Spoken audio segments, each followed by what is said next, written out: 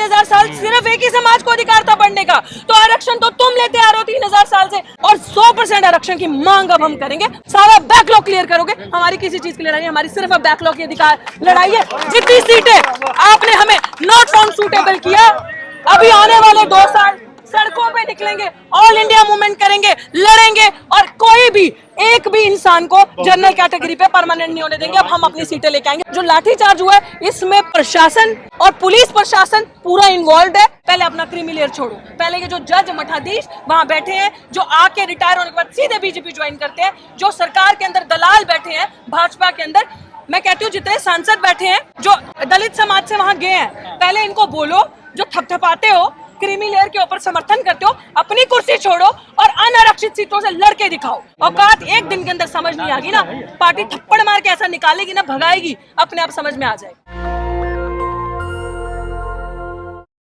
बड़े बड़े DM secretary level के लोगों को आईएएस आप पिछले दरवाजे से लगा दोगे।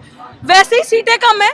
एक आईएएस एक ऐसा एग्जाम था यूपीएससी का जिसमें ट्रांसपेरेंट तरीके से इंटरव्यू होता था और लोगों को उम्मीद होती थी हम बढ़ रहे हैं। और भाई इसके पीछे चालाकी समझना, 10-20 साल से समझने की जरूरत है हर एक इंसान को। 10-20 सालों से अगर आप उठाकर देखो ना, तो बहुत ज्यादा दलित लोग आईएएस बन नहीं रहे। दलित और मुसलमान टॉप भी कर रहे हैं। अगर आप एग्जाम देखो, दलित और मुसलमान, क्योंकि एक को तो धर्म के नाम पे मारना है, दूसरे को जाति के नाम पे मारना है, तो दोनों को मारना है। तो जब इनको लग रहा है कि ये लोग अब पावर में आएंगे, पोजीशन मेकिंग में आएंगे, डिसीजन देंगे, डिसीजन मेकिंग करेंगे, तो कैसे टारगेट करना है? तो कहीं पे लेटरल एंट्री ले आओ, कहीं पे क्रीमी लेयर ले आओ, मारना हमें ही है। कभी सीएनआरसी कर लो। तो इस बार हम लोगों ने यही चीज सोची है कि अब मांगना नहीं है, अपनी संख्या बल से यहाँ आके जो आज हम विरोध प्रदर्शन यहाँ दर्ज करवा रहे हैं, इनकी चाल चलने नहीं देनी। और बहुजन समाज एक है और हम नहीं टूटेंगे। आज भी हम सब, चाहे वो वाल्मीकि समाज के, चाहे धानक समाज के, चाहे वो अदर कम्युनिटी समाज, जाटव समाज हो गए, सब एक है, एक मुट्ठी हमारी बंद है। तो बेहतर है इनके लिए ऐसी चालें चल के हमारा तापमान टेस्ट मत करो। और तुम हर स्ट्रेटेजी में हमारे आगे फेल हो गए, फुल गारंटी। और क्रीमी लेयर के अगेंस्ट अगर ये लोग हैं, पहले अपना क्रीमी लेयर छोड़ो। पहले के जो जज मठाधीश वहां बैठे हैं, जो आके रिटायर होने के बाद सीधे बीजेपी ज्वाइन करते हैं, जो सरकार के अंदर दलाल बैठे हैं भाजपा के अंदर, मैं कहती हूँ जितने सांसद बैठे हैं जो दलित समाज से वहां गए हैं, पहले इनको बोलो, जो थपथपाते हो क्रीमी लेयर के ऊपर समर्थन करते हो, अपनी कुर्सी छोड़ो और अनारक्षित सीटों से लड़के दिखाओ। बोलो हम क्रीमी लेयर हैं, हम अब एससी वर्ग के, एससी की सीटों से नहीं लड़ेंगे, एसटी की सीटों से नहीं लड़ेंगे, क्योंकि हमारे पास सब कुछ है, हम अब अनारक्षित सीटों से लड़ेंगे। औकात एक दिन के अंदर समझ नहीं आएगी ना, पार्टी थप्पड़ मार के ऐसा निकालेगी ना, भगाएगी, अपने आप समझ में आ जाएगी। तो इसलिए हमें बेवकूफ मत बनाओ। हम पढ़ा लिखा वर्ग है, अपने समाज की जिम्मेदारी हमारे कंधों पे है, और जब तक ये कंधे और जब तक सांसें हैं, हमेशा जागरूक करेंगे ऐसे ही समाज को। क्रीमी लेयर कहाँ लागू हो रही है? सरकार ने मना तो कर दिया। भाई लागू नहीं हो रही, यही हमने कहा, तापमान टेस्ट करना है आपका। लागू तो कुछ भी नहीं हो रहा उनके हिसाब से, लेकिन सब कर दिया अंदर से। लागू तो ऐसे क्रीमी लेयर आप कह रहे नहीं हो रहा, फिर तो लेटरल एंट्री से ले आता है। ये अगर नहीं बोलते, हम जैसे लोग ट्विटर पर ट्रेंड नहीं करते, बात नहीं करते, तो क्रीमी लेयर तो लेटरल एंट्री से ला के भी 45 कर दिए होते। 45 में से अगर आप उसमें रिजर्वेशन रोस्टर फॉलो करते तो 13 सीटें जाती ओबीसी की, 6 जाती एससी को, 3 जाती उसमें से एसटी को, तो होता ना फेयर डिस्ट्रीब्यूशन, 21 जाती जनरल को। हम क्या लेते? हम तो सब बांट के खा रहे हैं, तुम तो अकेला इतना इतना खा रहे हो।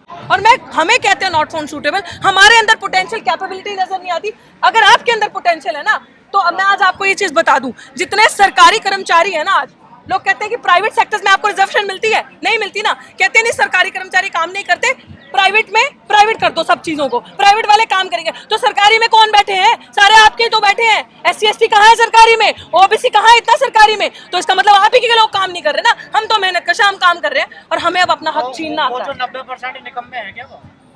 मैंने निकम्मे नहीं कहा, लेकिन उनके अंदर पोटेंशियल नहीं है। सरकार तो कह रही है ना, सरकार कह रही है ना, सरकार कह रही है, मैं मानती हूँ। मैं कह रही हूँ उनके अंदर पोटेंशियल नहीं है, पोटेंशियल हमारे अंदर है, टैलेंट हमारे अंदर। मैं इस चीज को कह रही हूँ, हमारे अंदर टैलेंट है।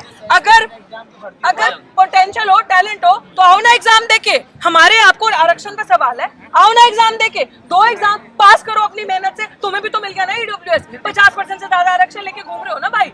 हमने थोड़ी कहा अभी आरक्षण का सवाल नहीं है। एक सेकंड ध्यान से सुनना इस बात को। 3000 साल का आरक्षण वैदिक किसने लिया? 3000 साल सिर्फ एक ही समाज को अधिकार था बढ़ने का, तो आरक्षण तो तुम लेते आ रहे हो 3000 साल से। अभी वाला आरक्षण भी तो तुम लेते आ रहे हो। तो हमें तो अभी डॉक्टर अम्बेडकर ने जब कानून कानून बनाया, उसके बाद हमें चीजें मिली। हम तो अभी कुछ सालों से आए हैं, हमारी तो फर्स्ट जनरेशन आई है। मैं बार बार ये बात बोलती हूँ, मेरा दादा चीफ जस्टिस नहीं था, मेरा बाप चीफ जस्टिस नहीं था, मैं जज नहीं हूँ, मैं एक नॉर्मल फर्स्ट जनरेशन अभी यूनिवर्सिटी में पढ़ने आ रही हूँ। तो उनको पूछो ना, जिनके दादा परदादा सब सिस्टम में ऊपर बैठे हैं, तो किसके पास 100% आरक्षण था? उनके पास।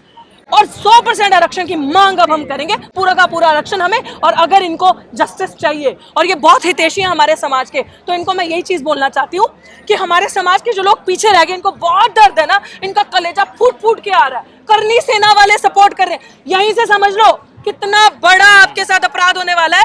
वो लोग जिन्होंने मूंछ रखने पे मारा, घोड़ी पे चढ़ने पे मारा, गला दबाया, गला घोटा, बहन बेटियों की इज्जत नहीं करी, आपके बच्चों को मारा, शमशान घाट में अर्थी तक जलाने नहीं देते, वो आपके सपोर्ट में आ रहे हैं। तो यहीं से आपको समझ जाना चाहिए कितने हमारे। तो मेरा आप सबको यही कहना है, अभी जितने भी भाजपाइयों संघियों, आपको मेरा यही कहना है कि, और जजेस जो संघ अंदर मनु लेकर बैठे हैं, जो मनु का संविधान पढ़ के आते हैं, it's my humble request as a citizen of India कि आप हमारे लिए कुछ करना चाहते हैं ना, हमारा समाज जो पीछे रह गया, प्लीज जितनी पोस्ट अभी आप भर रहे हैं, including the lateral entry as well as collegium system as well as the post in any university of teaching, assistant professor teaching, या फिर वो नॉन टीचिंग की पोस्ट है, आप जनरल कैटेगरी की आने वाले 2 साल कोई पोस्ट नहीं भरोगे, सिर्फ और सिर्फ आने वाले 2 साल आप सिर्फ रिजर्व कैटेगरी को पोस्ट दोगे, सारा बैकलॉग क्लियर करोगे। हमारी किसी चीज की लड़ाई नहीं, हमारी सिर्फ बैकलॉग की अधिकार लड़ाई है। जितनी सीटें आपने हमें नॉट फाउंड सूटेबल किया, अभी आने वाले 2 साल सड़कों पे निकलेंगे,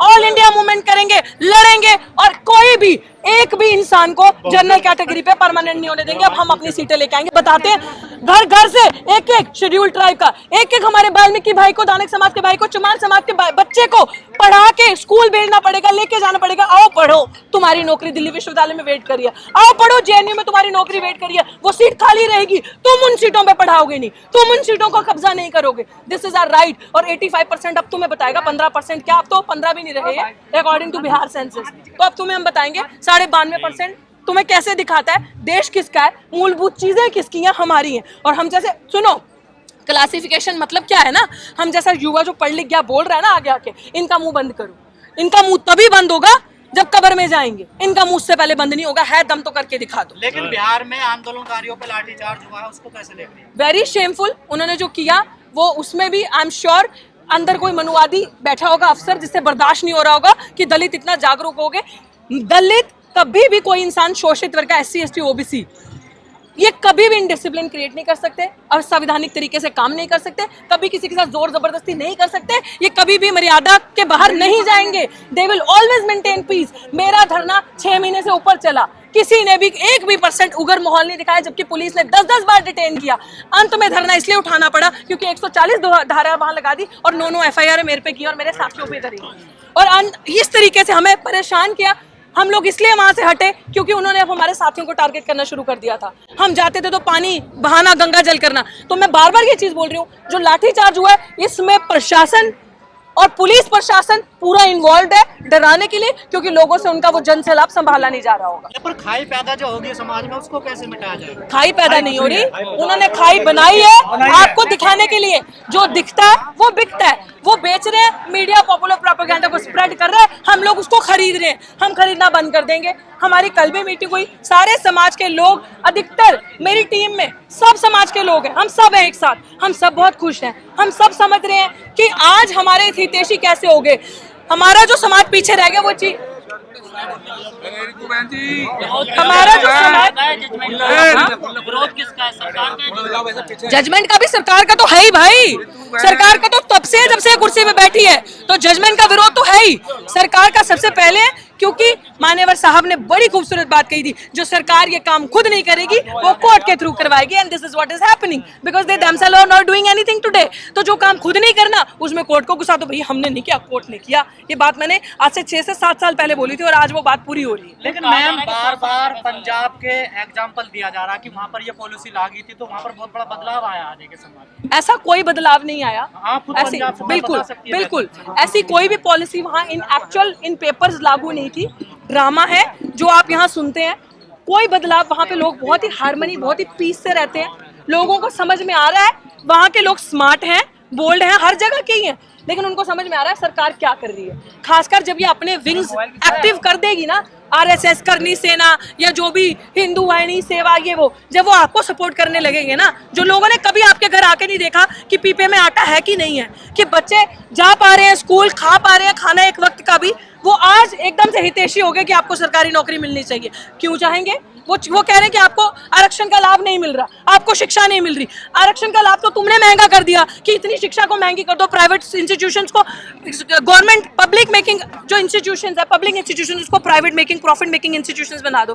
तो खात्मा तो तुमने किया। आपस में लड़ाने का जो इनका तरीका है, स्ट्रैटेजी, वो आप, मुझे लगता है maximum it will not last more than 10 days. 10 days के अंदर सफल हो गए? नहीं, बिल्कुल भी नहीं, बिल्कुल भी सफल नहीं हुआ। वो जो सोशल मीडिया के थ्रू पॉपुलर प्रोपेगेंडा स्प्रेड करने की कोशिश कर रहे हैं, अब मैं कह रही हूँ ना, गोरे अंग्रेज इतने खतरनाक नहीं थे जितने काले अंग्रेज खतरनाक है। कोई बात नहीं, ये डिवाइड एंड रूल नहीं, ये डाइवर्ट, डिवाइड एंड रूल। पहले आपको भड़काएंगे इधर उधर, आपका ध्यान करेंगे, फिर तोड़ेंगे, फिर आपके ऊपर राज करेंगे। लेकिन जब तक हमारी जैसी इंसान, लोग जिंदा है, मूवमेंट को जिंदा रखने वाले नहीं हो। शुक्रिया। नेशनल दस्तक की आपसे गुजारिश है कि अगर इसको बचाना चाहते हैं तो नेशनल दस्तक को सब्सक्राइब करने के लिए रेड कलर के सब्सक्राइब बटन को दबाएं, फिर बेल आइकन की घंटी दबाएं। नेशनल दस्तक को बचाने के लिए बहुत जरूरी है कि हर खबर को शेयर करें, लाइक करें, कमेंट जरूर करें।